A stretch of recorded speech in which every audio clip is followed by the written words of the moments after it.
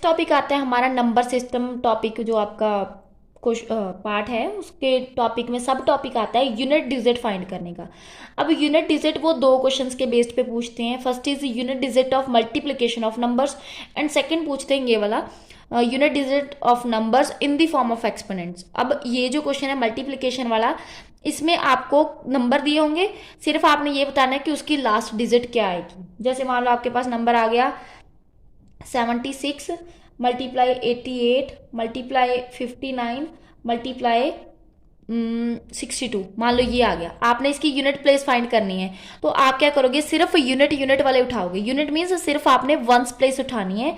इसकी ones place is 6, इसकी ones place is 8, इसकी वंस प्लेस इज 9 एंड इसकी वंस प्लेस इज 2। इन सबको मल्टीप्लाई किया तो आपका आंसर आ गया 864।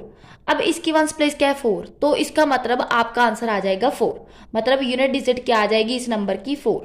ठीक है, ये तो था unit digit of multiplication of number के बेस्ड पर। मतलब आपको नंबर दिया, आपने सिर्फ यूनिट प्लेस को या वंस प्लेस को मल्टीप्लाई करके सिर्फ यूनिट डिजिट बता दी कि ये यूनिट डिजिट आ रही है। ठीक है, अब नेक्स्ट टॉपिक आता है कि अगर आपको कोई भी नंबर एक्सपोनेंट्स की फॉर्म में दिया, ठीक है, अगर आपको कोई नंबर एक्सपोनेंट्स की फॉर्म में दिया है तो आप उसकी जो यूनिट डिजिट है वो कैसे फाइंड करोगे।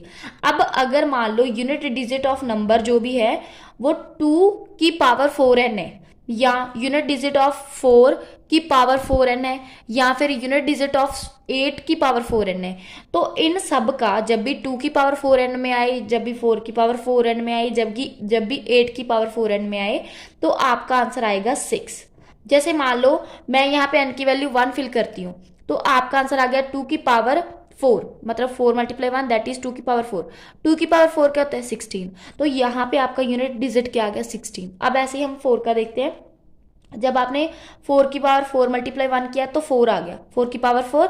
अब 4 की पावर 4 क्या होता है 256, तो इसमें भी आपका लास्ट डिजिट क्या आ गया 6। मतलब यहाँ पे भी यूनिट प्लेस आपका क्या आ रहा है 6 आ रहा है, यूनिट डिजिट इज 6 आ रहा है।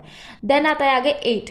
अब देखो 8 जो है 8 की पावर 4n किया, मतलब 4 मल्टीप्लाई 1 किया तो 8 की पावर 4 आ गया। तो वहां पे 8 की पावर 4 की वैल्यू आप ऐसे लिखोगे 64 मल्टीप्लाई 64, लास्ट डिजिट को मल्टीप्लाई किया 16 समथिंग आएगा। तो यहाँ पे भी लास्ट डिजिट क्या आ रही है आपकी 6 आ रही है। मतलब जब भी आपका कोई नंबर 2 की पावर 4n, 4 की पावर 4n एंड 8 की पावर 4n में होगा तो उसकी यूनिट डिजिट होगी वो ऑलवेज 6 होगी। तो आप मतलब बिना सोचे समझे उसका टिक लगा सकते हो कि 6 आंसर आएगा इसका यूनिट डिजिट। ठीक है, क्योंकि ये ट्रिक है एक। Next is unit digit of 3 की power 4n and unit digit of 7 की पावर 4n।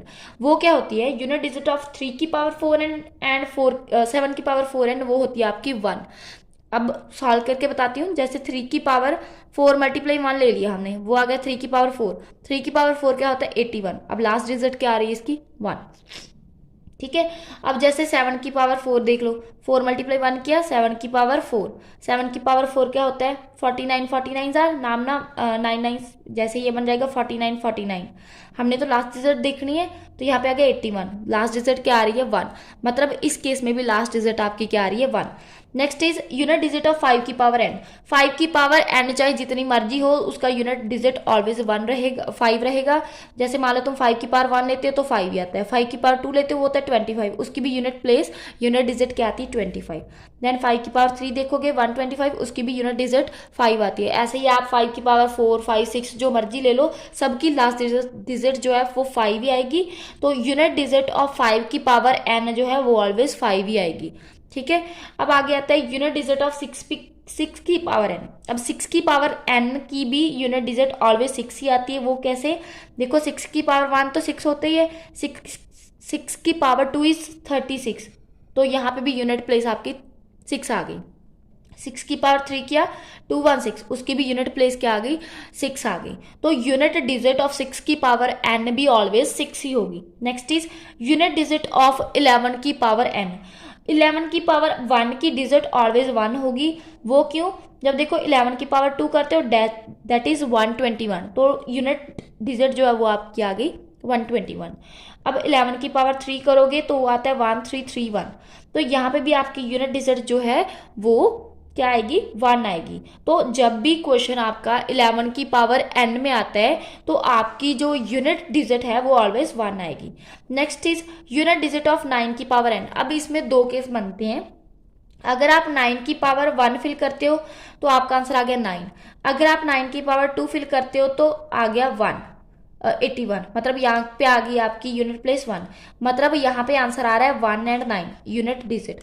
अब डिपेंड करता है कि अगर आप n की वैल्यू इवन फिल करते हो तो आपका आएगा 1, अगर आप ऑड फिल करते हो तो आपका आएगा 9। ठीक है, जैसे 9 की पावर 3 देख लो, 9 की पावर 3 करोगे तो वो आएगा 729। अब यहाँ पे ऑड पावर है ना, तो यहाँ पे 9 क्या आ रहा है आपका, ऑड डिजिट आ रहा है, मीन्स यहाँ पे 9 आ रहा है 9 की पावर n करने पर। तो जब आप इवन वैल्यू फिल करोगे n की, ठीक है, तो वहां पे आपका लास्ट डिजिट या यूनिट डिजिट आएगा 1, अगर ऑड फिल करोगे तो आएगा 9।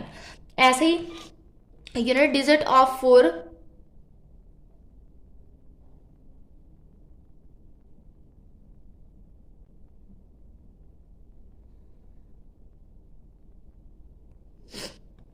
ऐसे ही यूनिट डिजिट ऑफ 4 की पावर n देखोगे आप, सेम ऐसे ही होता है जैसे 9 की पावर n में होता है कि अगर आप 4 की पावर 1 फिल करोगे तो 4 आएगा, अगर आप 4 की पावर 2 फिल करोगे तो 4 4 जार 16 तो 6 आएगा। तो यहाँ पे दो केस बन रहे हैं, या तो 4 आएगा यूनिट डिजिट या 6 आएगा। 4 कब आएगा, जब आप ऑड फिल करोगे, जब n ऑड होगा, और जब n इवन होगा तब वहां पे आपकी वैल्यू आएगी 6। ठीक है, मतलब यहाँ पे यूनिट डिजिट ऑफ 4 की पावर n आएगा, या तो ऑड, जब n होगा 4 आएगा, जब इवन होगा तो 6 आएगा। ठीक है, यहाँ पे भी आपके दो केस बन रहे हैं। अब आगे इसके रिलेटेड क्वेश्चन कैसे आते हैं वो बताती हूँ, मतलब एक्सपोनेंट्स वाले क्वेश्चन रिलेटेड कैसे आते हैं वो बताती हूँ। अब क्वेश्चन जो है वो दो है मेरे पास, एक सिंपल है और एक कॉम्प्लिकेटेड है। पहले सिंपल वाला देखो, उन्होंने कहा फाइंड यूनिट डिजिट ऑफ 6 की पावर 36 की पावर 84। अब हमें पता था कि यूनिट डिजिट ऑफ 6 की पावर n क्या होता है, 6। मतलब यूनिट डिजिट ऑफ 6 की पावर n क्या होता है, 6। तो यहाँ पे तो सीधा ही आंसर आ जाएगा, unit digit in this is 6। तो इसका आंसर तो सीधा सीधा 6 आ गया। अब इसमें देखो, यहाँ पे सीधा नंबर नहीं है ना 6, यहाँ पे इतना बड़ा नंबर है 3127, इतना बड़ा नंबर है। तुमने क्या करना है, लास्ट डिजिट उठाओ, 7 की पावर 173। अब हमने देखना था इसकी पावर बना के। अब 173 को आप डिवाइड करोगे ऐसे, हमने 4n की पावर में बनाना है तो 4 से डिवाइड किया तो यहाँ पे आएगा आपका 4 4 जार 16, और यहाँ पे 13, 4 3 जार 12 और 1 रिमाइंडर। मतलब आपका बन जाएगा 7 की पावर 4 मल्टीप्लाई 43 प्लस 1। अब इसको सेपरेट करोगे तो आएगा 7 की पावर 4n मल्टीप्लाई 7 की पावर 1, ऐसे ही आएगा।